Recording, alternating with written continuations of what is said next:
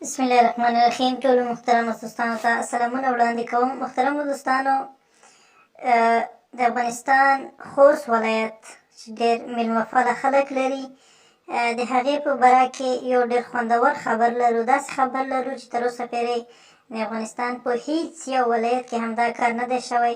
خو مخکې له دې نه چې همدغه موضوع درته وښیو، د ټولو دوستانو څخه هیله کوو چې زموږ کوم چینل چې د هغه د سره سبسکرایب کړئ. لاندې د سبسکرایب کومه بټن چې د هغې باندې کلیک وکړئ، تر څو راتلونکي کوم ویډیو چې دي هغه مخکې له مخکې تاسو ته وګورئ. راځو موضوع ته. خوست کې د ښې حکومتولۍ د مرکز پرانیستنه.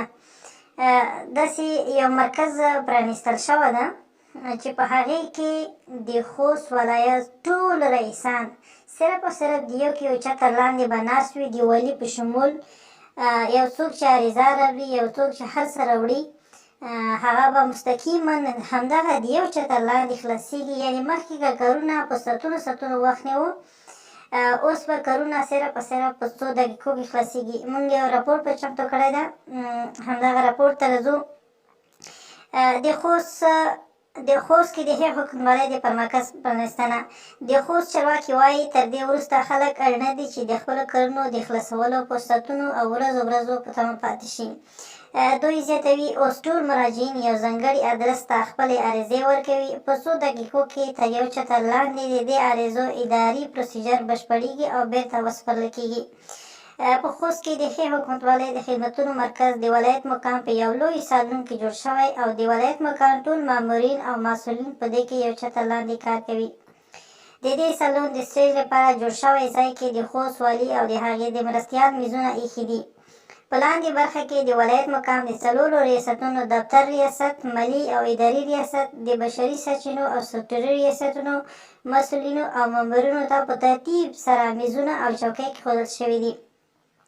خوست والي محمد حلیم پیدایي د یاد مرکز د پرانیستې پر مهال مشال راډیو ته وویل، پخوا دوی د تشکیل کمښت لاره خو د ده پروګرام به پلي کېدو سره یو شمېر مامورین شته تشکیله ډېر شوي دي.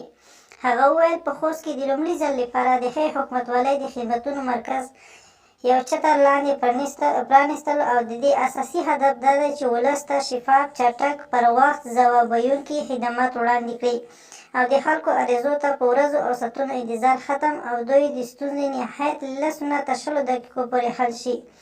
د خوست چارواکي وایي په دې ولایت کې به ډېر ژر د اسان خدماتو مرکز هم پرانیستل شي چې هغه به هم تر یو چتر لاندې د کمپیوټري تذکرې، پاسپورټ او ګاډو جواز، سیر او لیسنس په ګډون خپل مشتریانو ته په چټک ډول بېلابېل ټولۍ